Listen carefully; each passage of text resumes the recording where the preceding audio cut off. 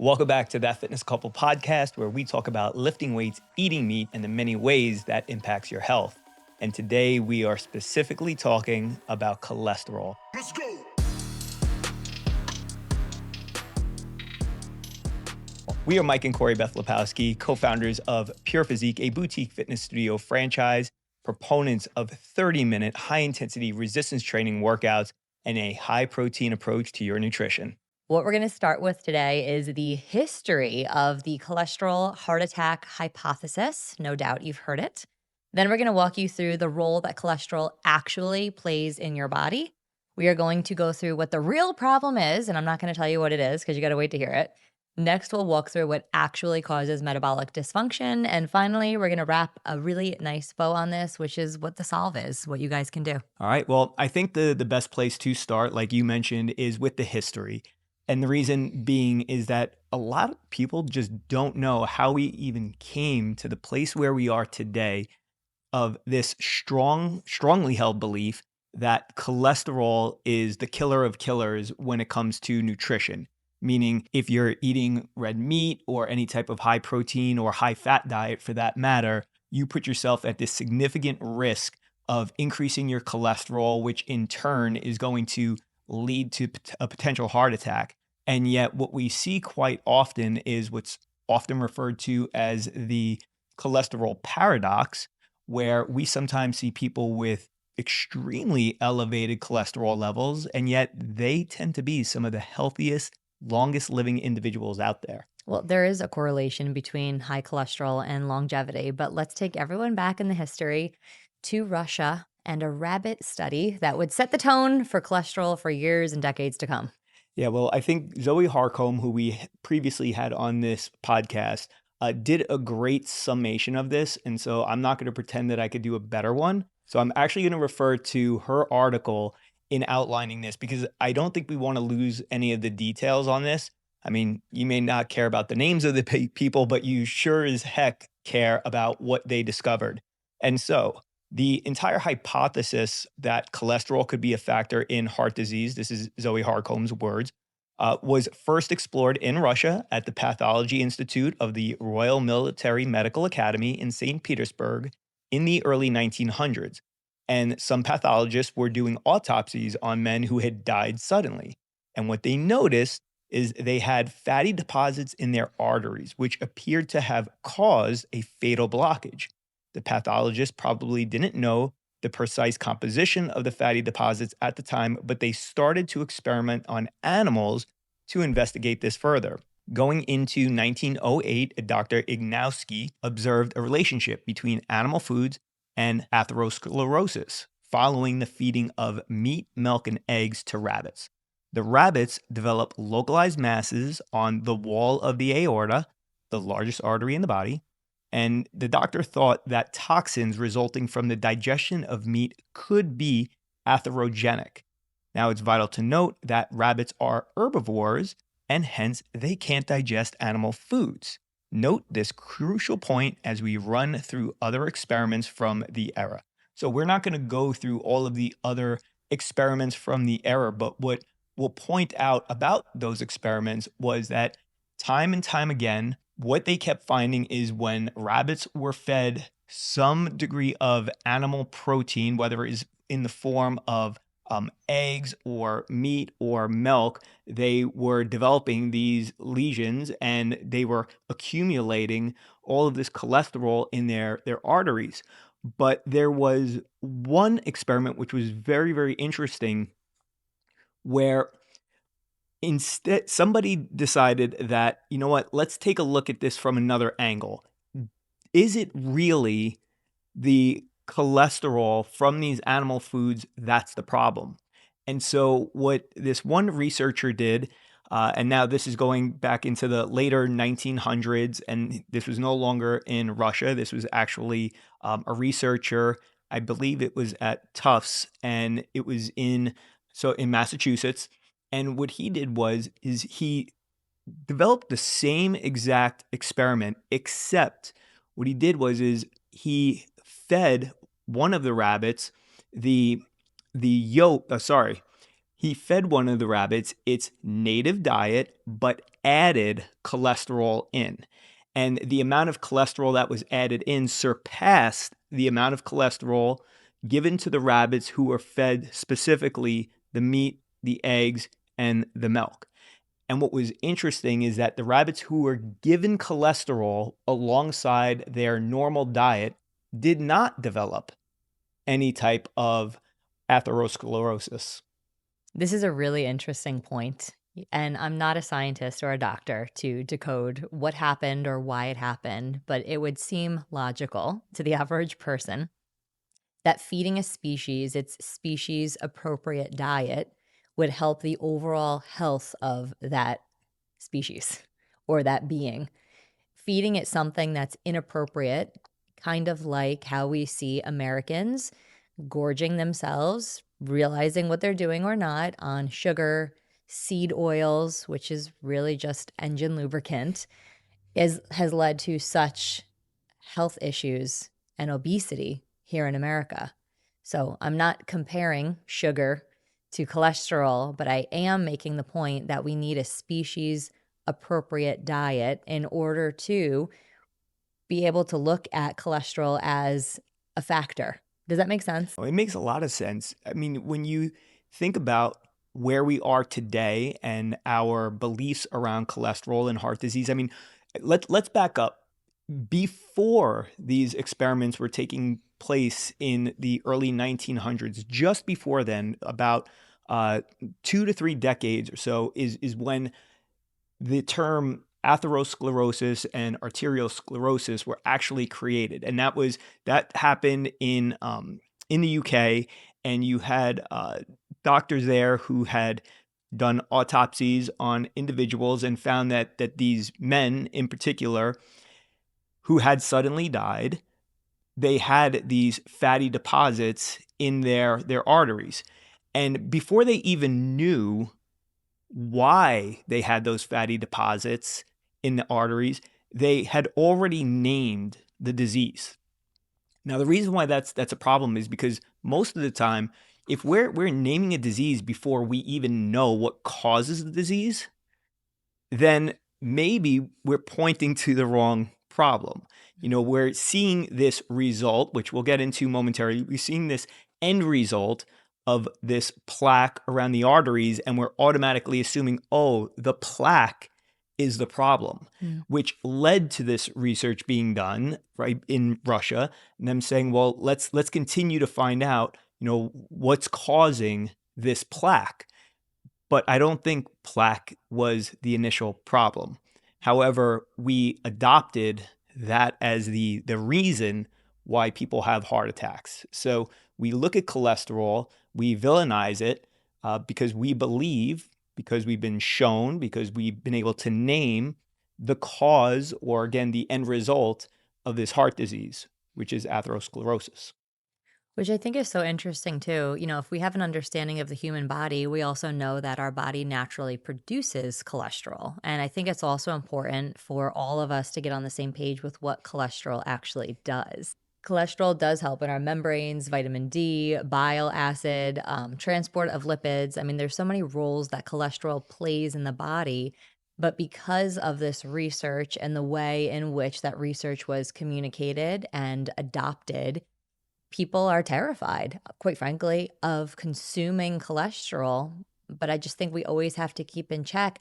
This is something your body is naturally producing.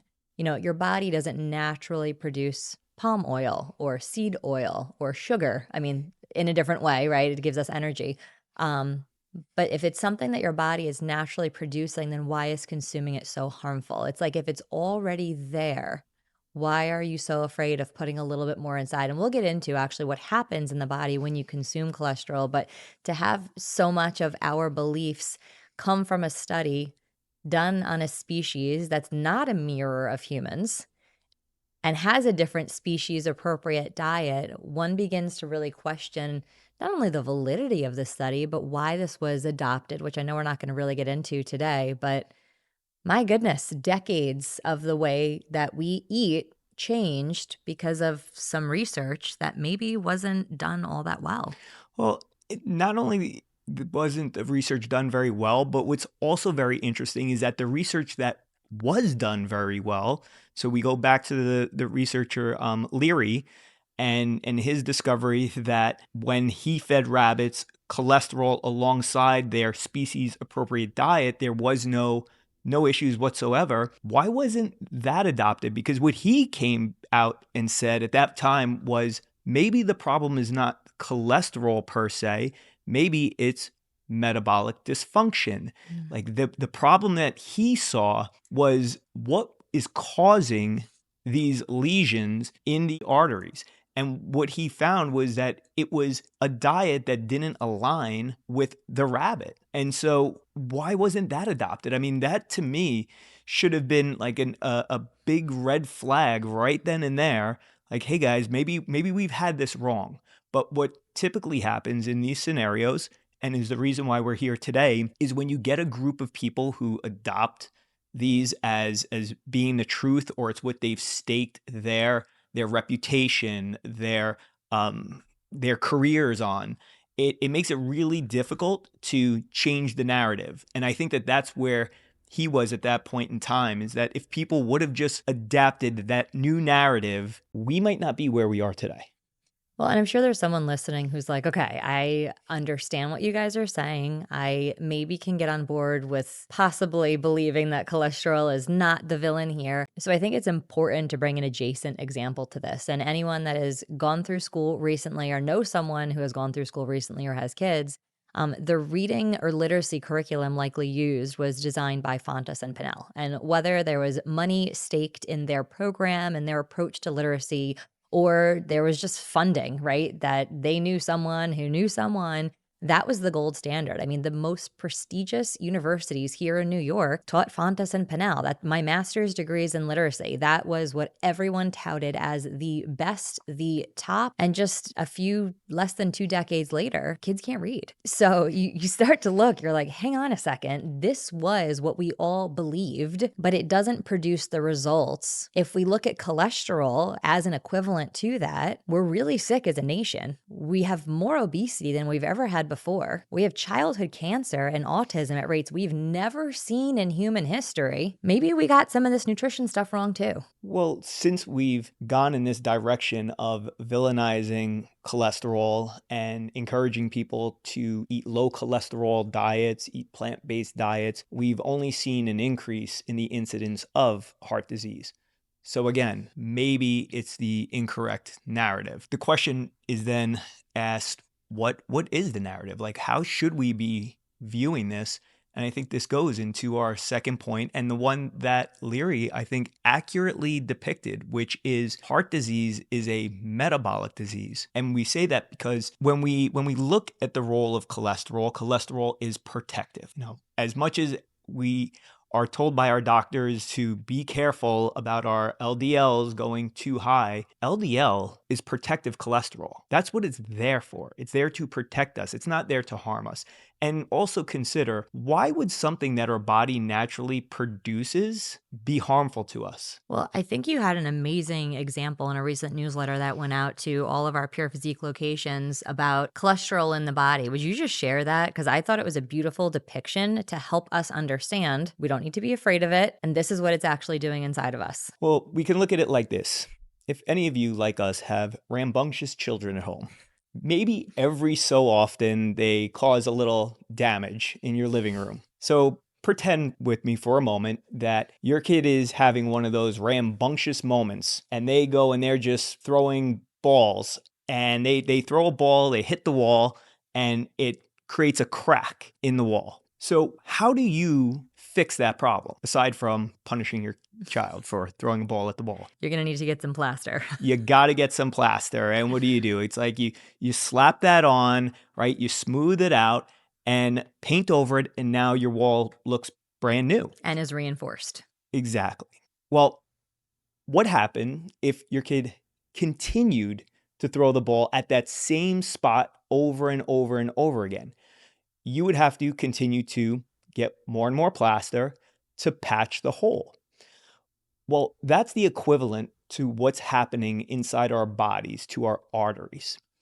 In this case, the rambunctious child that we have is metabolic disease. And metabolic disease, as we've outlined before, is usually associated with being insulin resistant, having high blood pressure, having high triglycerides, being over fat. Those are all clear indicators of metabolic disease. And when we have metabolic disease, especially when we are insulin resistant, what it does is it causes damage to the inner lining of your arteries. And so as a result of that damage, cholesterol is coming in to simply patch it up. It's coming in to help you, not to harm you. But the problem is that we continue to harm ourselves. We don't take care of the problem being the rambunctious child or our metabolic disease. We ignore that and say, we're just going to keep patching up holes as they continue to accumulate.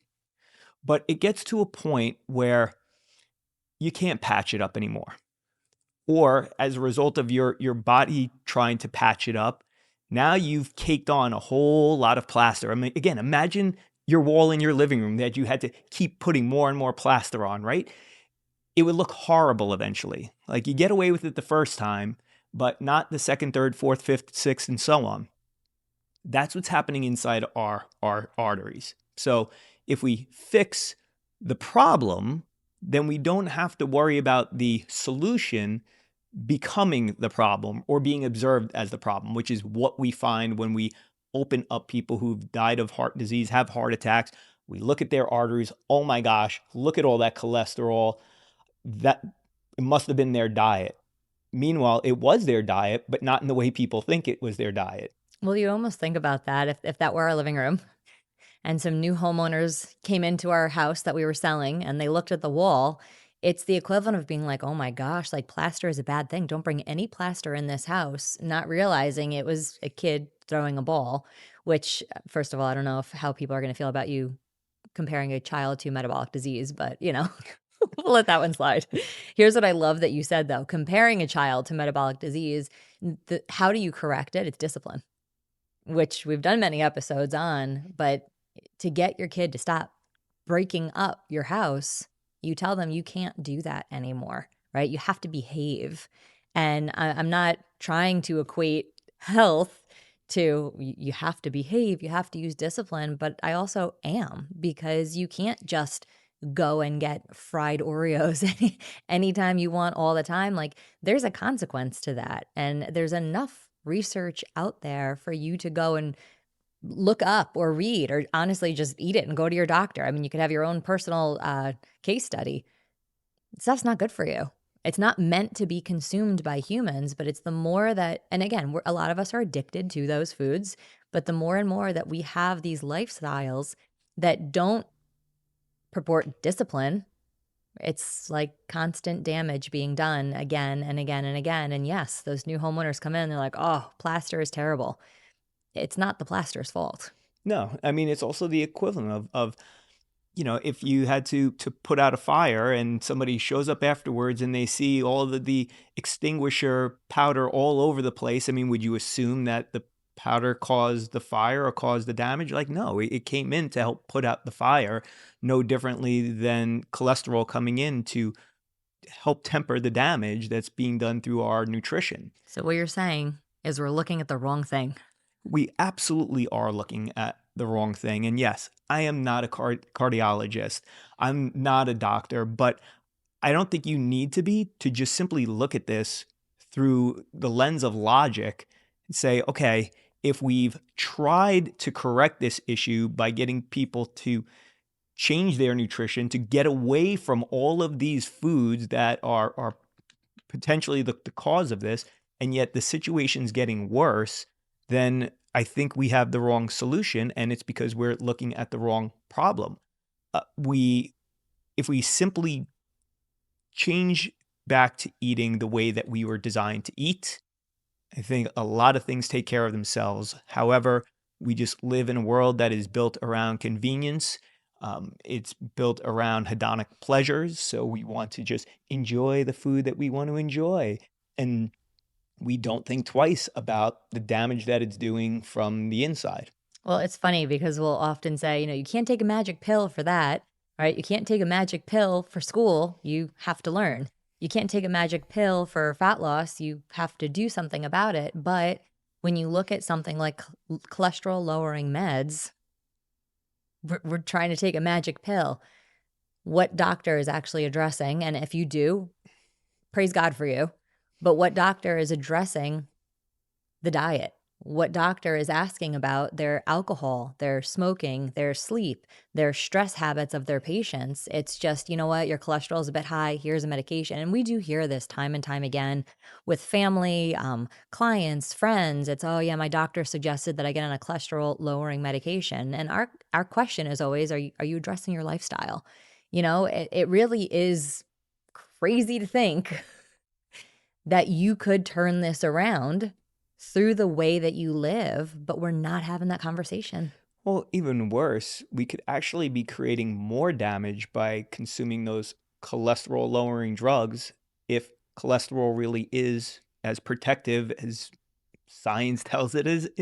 Yeah. I mean, think about that for a moment. You're the one thing that is protective to your body, the one thing that every cell in your body requires. Every cell in your body requires cholesterol, and you're going to lower it. Just let that logic sink in for a moment. Like, what did anybody consider that there could be a potential problem with lowering cholesterol too much? But it doesn't seem that anybody seems to care or be concerned. And yes, we can always go down the rabbit hole of why that is, and how there's just way too much money and too many incentives tied to these things now, that we're not going to see a change.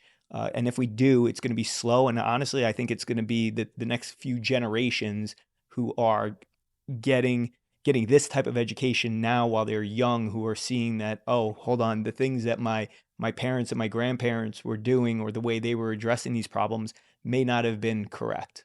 I mean, our medical system really has struck gold, so to speak, with a lot of these medications. You don't make money off of healthy people. It's just the system's not set up for it. And so, if it is going to change, it's not going to come from doctors. It's not going to come from the American Heart Association. It's going to come from your actions at home, your choices at your kitchen table, your decision to get a good night's sleep. I mean, it sounds so like pathetic, honestly, like how simple so many of these things could be. And I don't mean pathetic in the sense that like these things are pathetic. I think it's actually very admirable to have a great bedtime and get a great night's sleep. But I think pathetic in the sense that they are such simple things, but we just choose not to implement them. I do want to just go back to this again because this is worded better than I could. This was the research we did for the episode here. Cholesterol isn't a villain. What is cholesterol? It's structural building block for cell membranes. It's the starting material for steroid hormones, for vitamin D, for bile acids. Like there's so many benefits to this compound that our body produces as a protection mechanism, but also as a way of keeping us healthy and safe, that the more you talk about it, the almost insane that it sounds, that we're so terrified of it. I want to go into our next point of metabolic dysfunction, like the real issue. So we've talked a lot about cholesterol is not the real villain. What is the real villain? So, Well, before we do, can we just address a couple more things regarding cholesterol, that I think are important, and people are going to ask because they usually do. So they go on a carnivore diet, mm, or they go animal based. They finally start eating more protein and healthy fats. They might even lower their carbohydrate intake, and their cholesterol goes up, and their doctor freaks out. And even though this individual lost body fat, feels good, is functioning maybe the best that they have in decades, they're immediately told to hold their horses. They may need to go on a cholesterol lowering drug because their cholesterol went up a little. And we hear this all the time. And this is where context matters a lot, because In the context of being metabolically healthy, this is where we find the cholesterol paradox rearing its head. Hey, we hope you're enjoying our show and finding it valuable. If you could do us a quick favor, it would mean the world to us. Please take a moment to rate and review our podcast on your favorite platform. Your reviews help us reach more people and share our message. Plus, we'd love to hear your feedback. Thanks for being awesome and supporting us. Now, back to the show.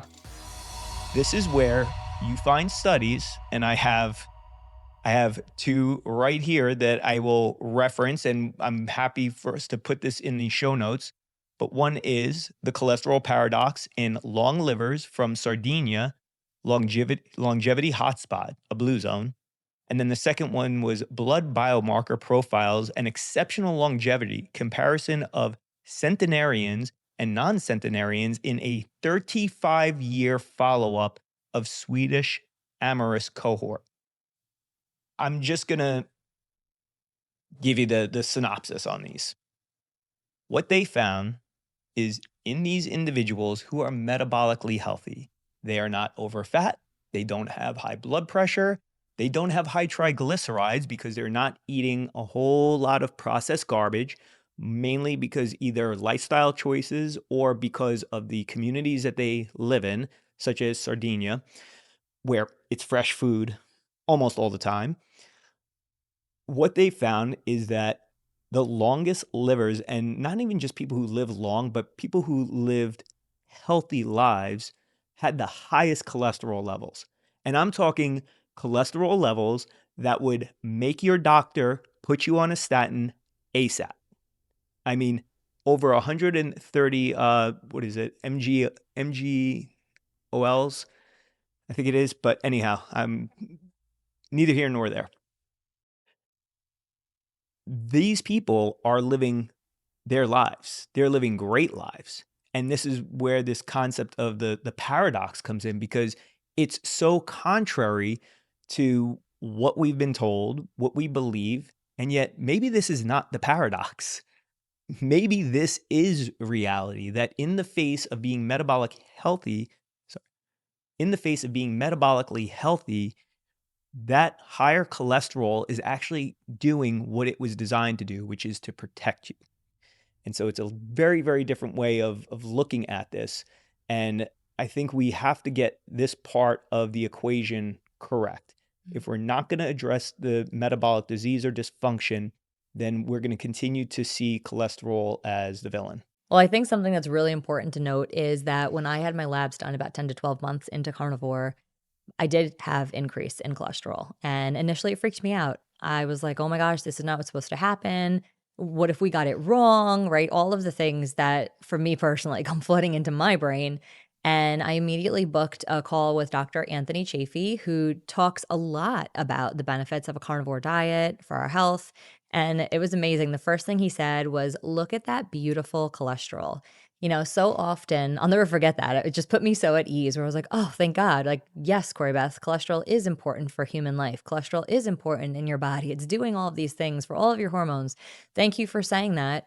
But what he did is he was like, we oftentimes just look at this one little number. We're not looking at it in relation to other numbers. He's like, look, your cholesterol went up, your triglycerides came down. Look at this correlation, look at that correlation. I was like, oh my gosh, thank you so much. It gave me such a sense of peace that what we're hearing over here from old medical chatter, can we say that?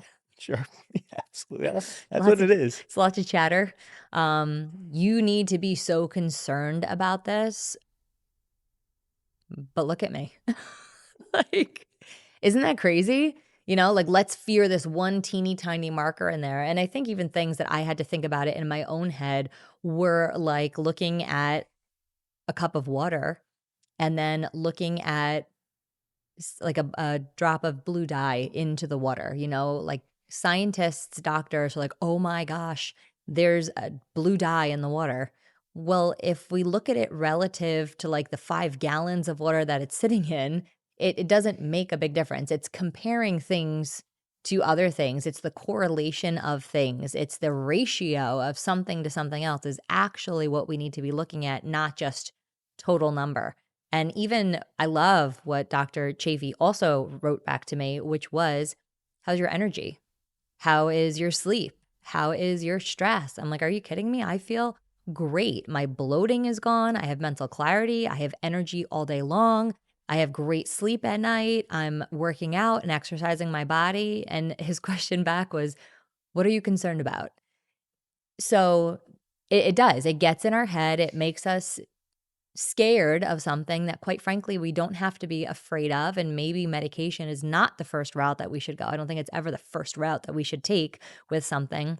Um, it's address the other things. So, can we talk a little bit about metabolic dysfunction? Because I think that that will really help people to see all of the other things behind the thing that actually is the root of why we're so unhealthy. Yeah, just before we do one last point, and I promise you that this is the last point, but I knew in this episode we wanted to pack in as much as we can because we have a lot of people asking a lot of questions.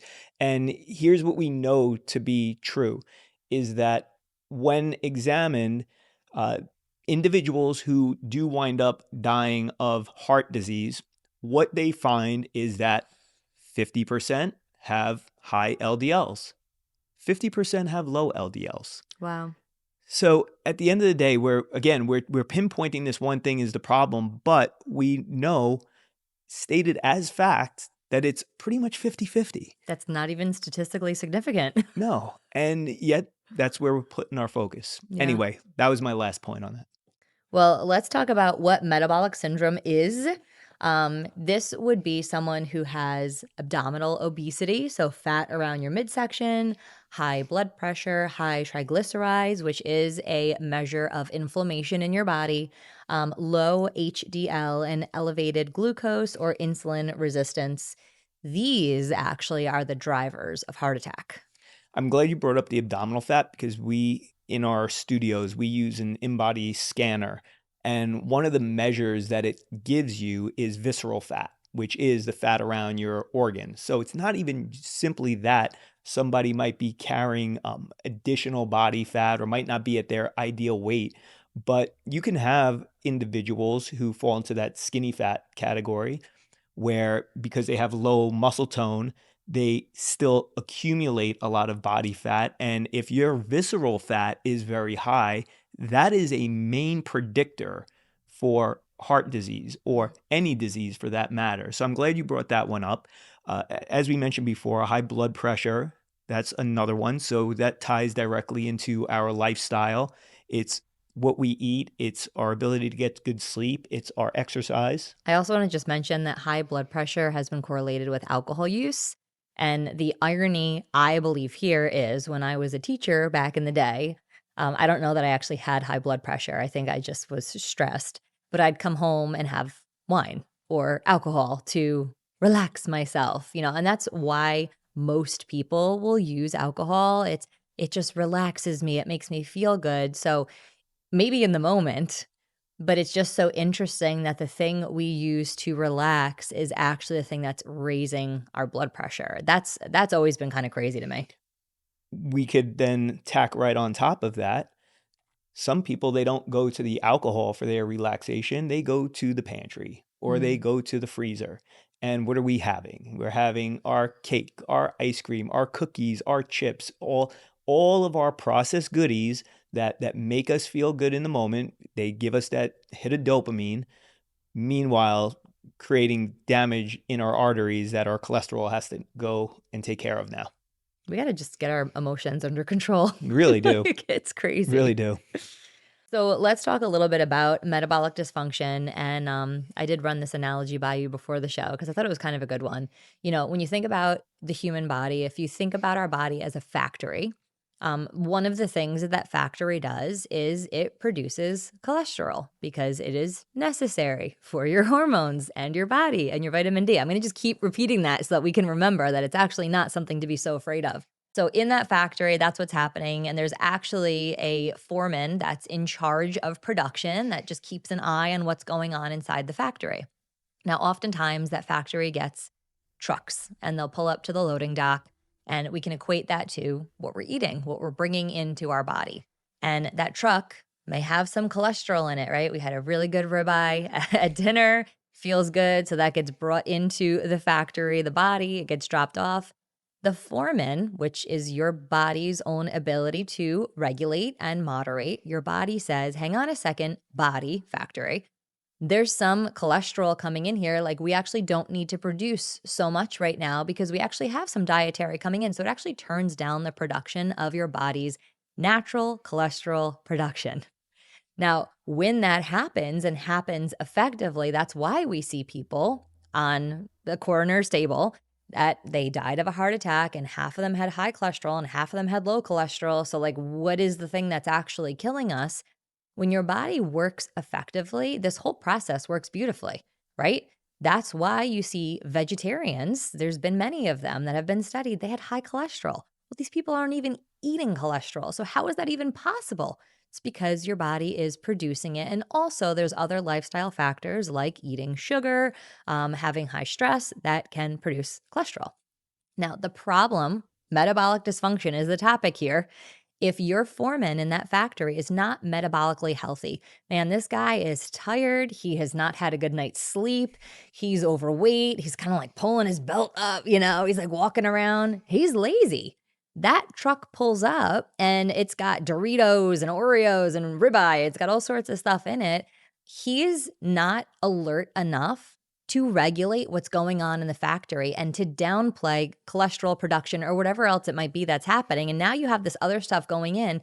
That is a great picture of metabolic dysfunction. Things are not being regulated. There's no thermostat on this factory. And now you have truckloads of things coming in. Nothing is being accounted for. I mean, it's a disaster if you think about it. If it's a business, it's not going to survive. But it's a great picture, I think, of how our body functions and how important it is. We want to keep that foreman healthy. We want to give him hydration. We want him to be physically fit so he can, pop through the factory and make sure everything is working as well as is possible. We want to make sure that he's nourished, like that's actually how we should be treating ourselves. That's the factory. It's a great analogy. And what I'll say is, because you did say they're bringing in ribeyes and Doritos, Doritos. I right? know. I was thinking about that. But you know what? But that is reality for a lot of people. Yeah. I think many have good intentions, and so they eat good things, but they also mix in just enough of the things that they shouldn't. And then what happens is we turn around and say, "Oh, yep, must have been the ribeyes that caused that high cholesterol." But that's not the problem. Well, a lot of research says that. In fact, a lot of the meat eaters were literally described as, oh, these people ate pizza with pepperoni on it. I'm like, that's not a meat eater. Or they had lasagna with sausage in it. I'm like, that's also not a meat eater. Like, that's the standard American diet. That's the sad diet. What I wanted to point to, though, and thank you for bringing that up, with the Doritos and the things coming in the truck, like that's actually what's making the foreman unhealthy. That's the metabolic dysfunction. If you're bringing in whole foods, single ingredient foods, human appropriate foods, he's not unhealthy. So once we start ushering that stuff in, that's what's causing the inability to manage the factory well. Thank you for pinpointing that. Because I think, though, it's such a good illustration of how most people live their lives, because some people will hear a message like this, whether it's on this podcast or somewhere else, say, "Oh, yeah, you know what? It's time for me to start cleaning up my nutrition and eating better." And what they'll do is they will clean up a part of their nutrition. So we hear this with keto all the time. "Oh, I tried keto, but it didn't work for me." And It's too much work. It didn't work. I didn't like it. well, but then when you dive deeper into it, you recognize they didn't truly do keto. What they did is they started eating some higher fat foods, but then they continued to introduce a lot of fake food, a lot of ultra processed food, under the disguise of it being keto friendly.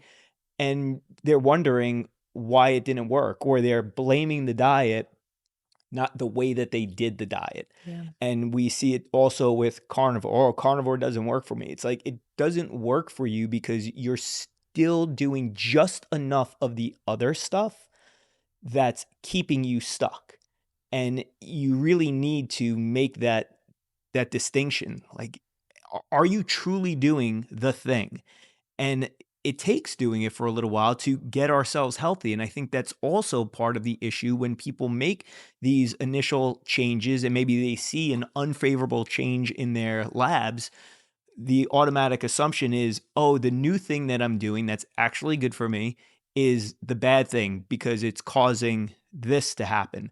But you have to examine it under its under full view of everything that's taking place. Like, have you changed out some of those other things that you were doing that we knew needed to be eliminated, or are those things still present? Because yeah, there could be an issue when you're doing, let's say, a high fat, high protein diet, but you're still coupling it with high amounts of alcohol, high amounts of processed foods. And even if it's not a daily thing, even a weekly thing, like if it's habitual for you, then it could wind up being a problem in the long run. Yeah, and I know there's definitely people that just struggle. Like, okay, like that sounds fine, that makes sense. I just can't do it. I just can't bring myself to do it. And I had a nutrition call, one of many. It must be the season we're in right now. It's like stacked nutrition call days, but I love it because it's such great content for here and understanding the struggles that people are having. And one of the questions that I got yesterday or today was, "Hey, this next holiday is coming up. Should I just do what I normally do and, like, go all in and eat whatever I want? Or do you think I should kinda try to follow some of the principles that we've discussed here today?" And I was like, "Well, what do you think you should do?" And so the client basically said, I'm really not sure. So rather than, that's bad, that's good, you have to restrict, I think if you're struggling in this, the way to bring it back to center, the way that I always brought it back to center for me was, how does that make me feel? Nothing processed ever makes anyone feel good. Maybe in the moment it tastes good. Maybe in the moment you get the dopamine hit and you're like, ooh, yum, right? Nobody feels good later. Nobody feels good the next day. And if we can use that more as a litmus test for what we should be consuming, when I presented that question, I'm like, well, what do you normally eat at this holiday? How do those things normally make you feel?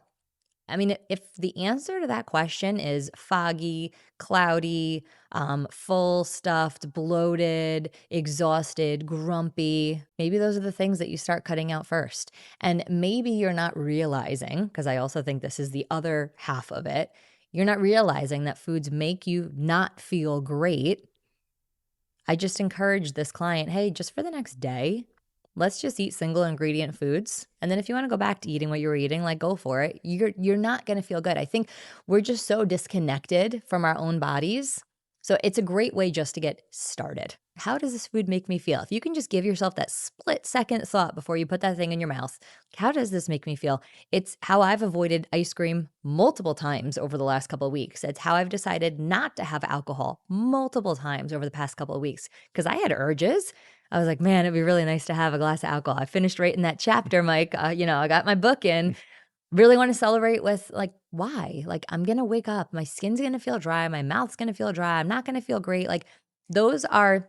Those are almost like symptoms, kind of like in your car. Those are like the little lights that go on to give you a signal that these things are not the best thing for you. And then later, we see it as plaque in our arteries. Later, we see it as cholesterol buildup in our body. Later, we see it as metabolic syndrome. Like, we need to start paying attention here on the surface first because your body actually is telling you the things that are for you and not for you. We just ignore it.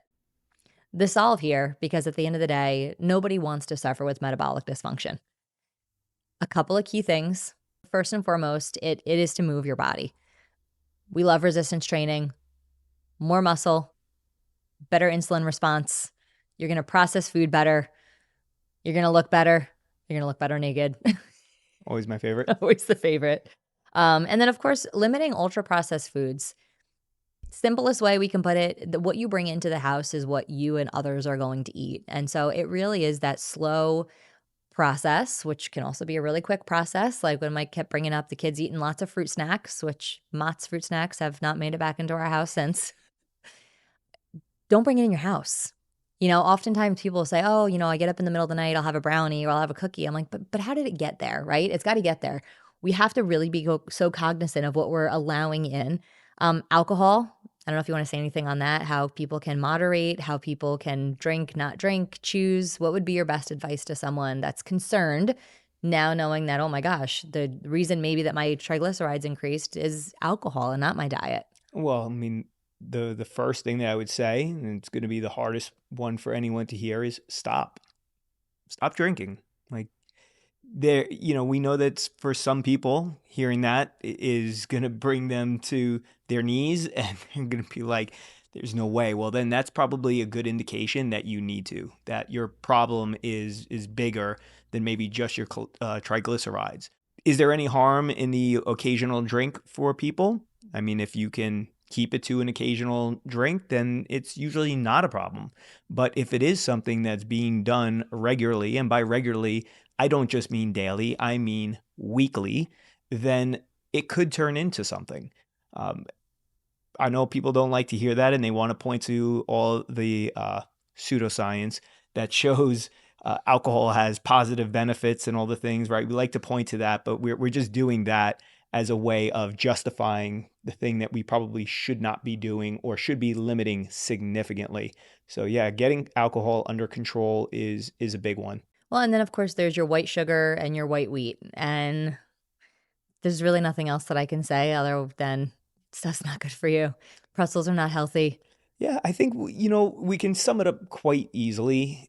We can go through all the things that people shouldn't have, but at the end of the day, if you are sticking to single ingredient foods, then even if you're eating vegetables, even if you're eating large amounts of fruit, chances are you're still going to be metabolically healthy.